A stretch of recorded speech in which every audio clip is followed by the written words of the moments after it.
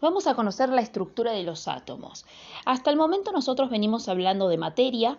Sabemos que la materia está constituida de pequeñas partículas con ciertas características y que estas partículas, cada una de ellas es una molécula, en definitiva, y que esas moléculas a su vez son uniones entre pequeños o distintos y diversos átomos.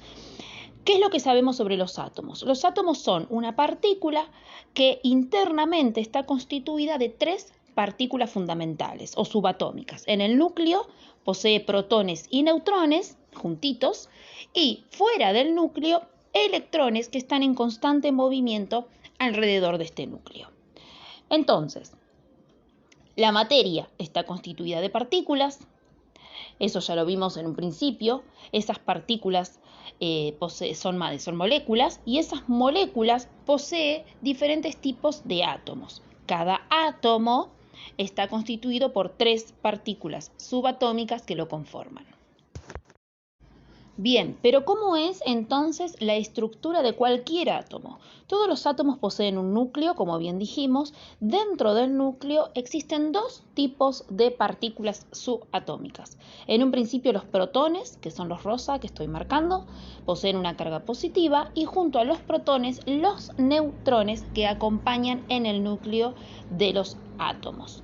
Nosotros más adelante vamos a ver el modelo de Bohr, que es un modelo para representar los átomos. Pero ustedes tienen que saber que estas tres partículas que poseen los átomos, los protones y los neutrones, siempre van a estar en el núcleo y los electrones con carga negativa fuera del núcleo en constante movimiento. Esto genera como una nube electrónica justamente por este movimiento permanente que tienen los electrones fuera del núcleo, ¿verdad? Bien, entonces, para resumir, acuérdense, neutrones y protones están dentro del núcleo, los protones poseen carga positiva y los neutrones una carga neutra, y los electrones con carga negativa fuera del núcleo. Algo muy importante, siempre las cargas se igualan, es decir, que un átomo va a tener la misma cantidad de cargas positivas que de cargas negativas. ¿Qué es esto del modelo de Bohr que les acabo de mencionar? Existen diversos modelos para representar a un átomo. Uno de los más sencillos que me parece para que aprendamos o para que tengamos una primera aproximación a los átomos es este modelo. ¿En qué se basa? El modelo de Bohr se basa en una representación del átomo representando los electrones de los mismos. ¿Por qué? Porque los electrones es una de las partículas más importantes del átomo, ya que va a interactuar con otros átomos para justamente formar moléculas.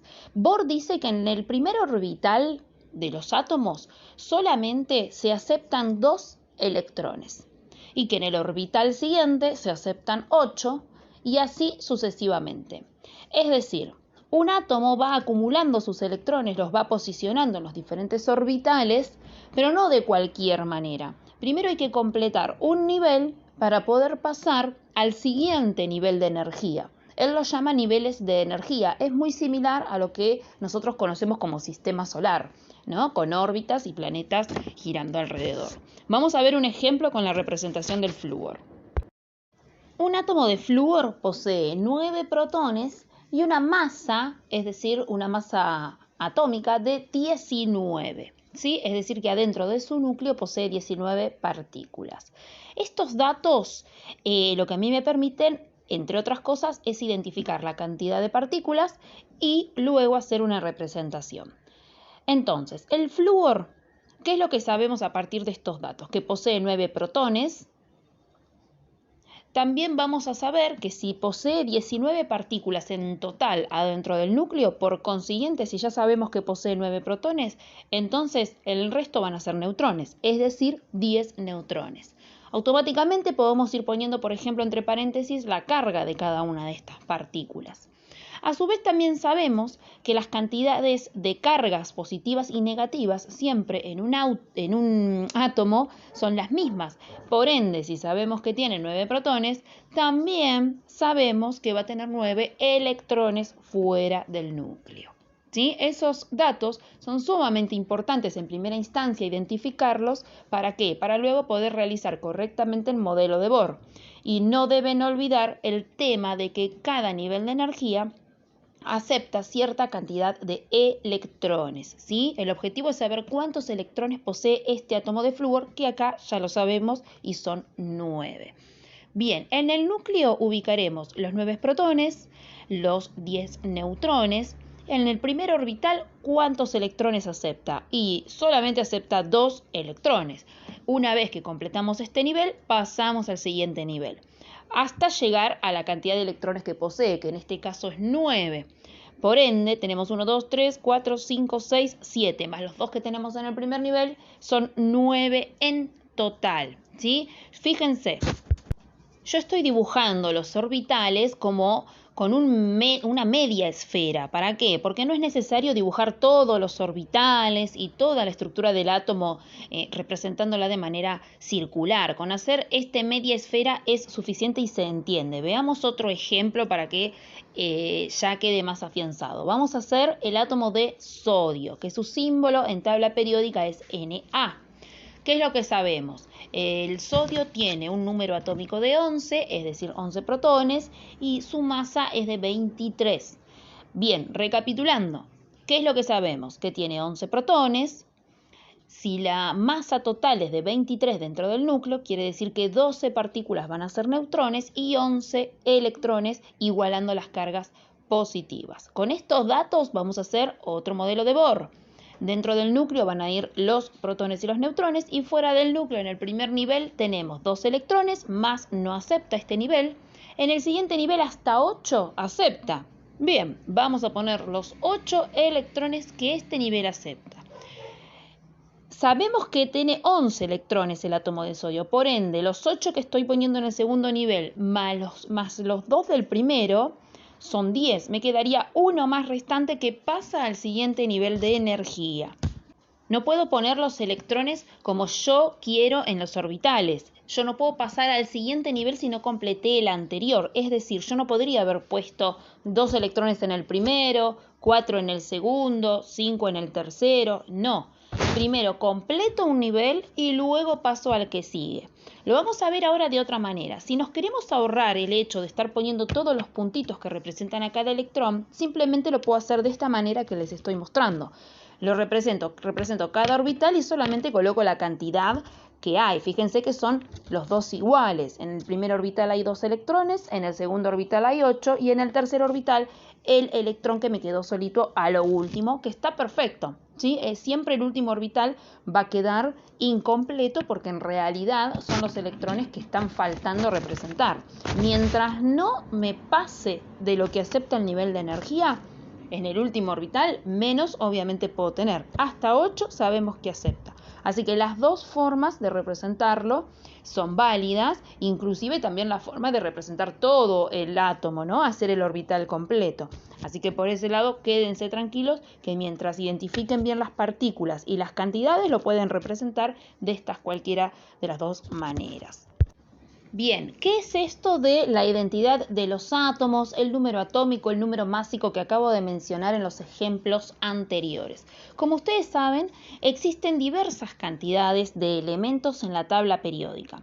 Todos estos elementos son los que existen hasta hoy en día, los que se conocen en la naturaleza, en el mundo, en el universo, ¿sí? Cada uno de estos elementos es un tipo distinto de átomos, es decir, todos los átomos tienen la misma estructura, poseen un núcleo y poseen electrones girando alrededor del núcleo, pero cada uno de ellos posee una identidad particular y esa identidad se la da la cantidad de protones que posea cada átomo, es decir, cada elemento posee un número atómico.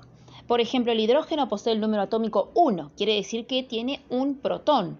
No existe otro elemento que posea un protón. Es único e irrepetible el hidrógeno. Existe un elemento que tenga 3 protones, que es el litio, o el berilio que tiene 4. Pero no puede haber un litio que tenga 12 o un carbono que tenga 4. El carbono siempre va a tener 20, el potasio va a tener 19, el sodio va a tener 11, el hidrógeno va a tener 1. Esa es la identidad de cada átomo. Es como nosotros. Nosotros tenemos, cada uno de nosotros, si bien todos estamos conformados de la misma manera naturalmente, cada uno tiene un número de DNI diferente, un número de identificación distinta e irrepetible. No existen dos Sofías Dauros con dos personas llamadas diferentes con el mismo DNI de Sofía Dauro, ¿sí? Esto es lo mismo. El número atómico, que es la cantidad de protones, es la identidad particular de cada uno de estos átomos, ¿sí? Entonces, ¿para qué nos sirve esto? Para saber que si yo te digo que hay que estudiar el átomo, que el número atómico es 12 y lo buscamos en la tabla periódica, indefectiblemente ya sabemos que va a ser, por ejemplo, el magnesio, ¿sí? Entonces, ¿cómo representamos entonces de manera química y simbólica toda esta información de los átomos? Vamos a ver un ejemplo con el átomo de litio. La tabla periódica nos brinda la información de un número atómico 3 y un número másico de 7. ¿Qué es cada uno de estos números y estos nombres que estoy diciendo? El número atómico 3 lo que representa es la identidad del átomo de litio. ¿Qué quiere decir esto?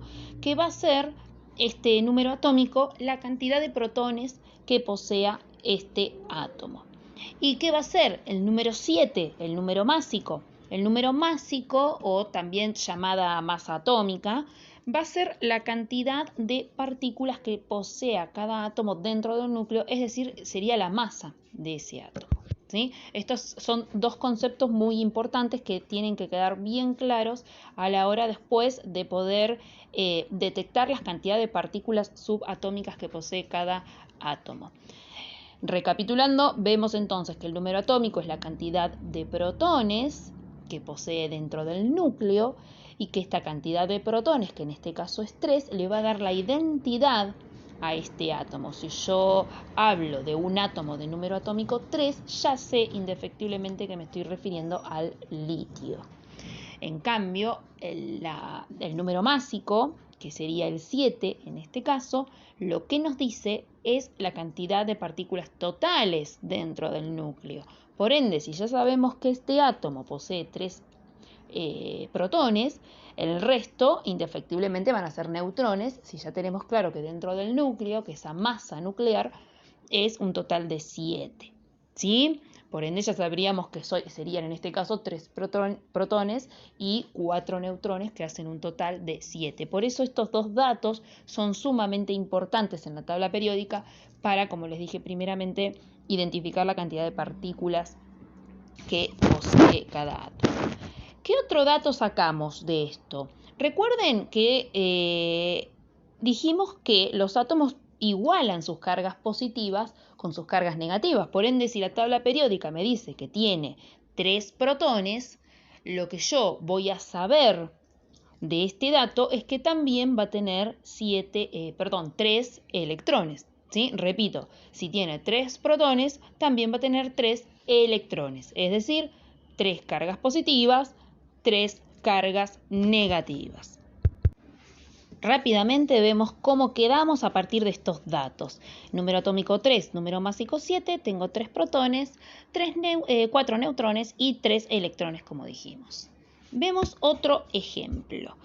Por ejemplo, supongamos que hablamos del berilio. La tabla periódica nos arroja el dato que tiene 4 de número atómico y su número másico es de 9. ¿Qué sabemos a partir de acá? Que tenemos 4 protones, 5 neutrones y 4 electrones. Otro ejemplo, podríamos hablar, por ejemplo, de el fósforo.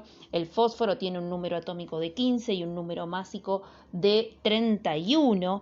¿Y esto qué nos arroja? Que tenemos 15 protones dentro del núcleo, 16 neutrones dentro del núcleo, que hacen un total de 31, y por ende 15 electrones fuera del núcleo, igualando las cargas positivas. Por último, por ejemplo, podemos ver otro elemento, el caso del oxígeno, donde el número atómico es 8 y el número másico es 16. Fíjense que en este caso detectamos 8 protones de cargas positivas, 8 neutrones también dentro del núcleo y 8 electrones fuera del núcleo, igualando las cargas. ¿Sí? Esto es todo por ahora, chicos. Espero que les sirva. Cualquier duda o consulta me la hacen desde ya.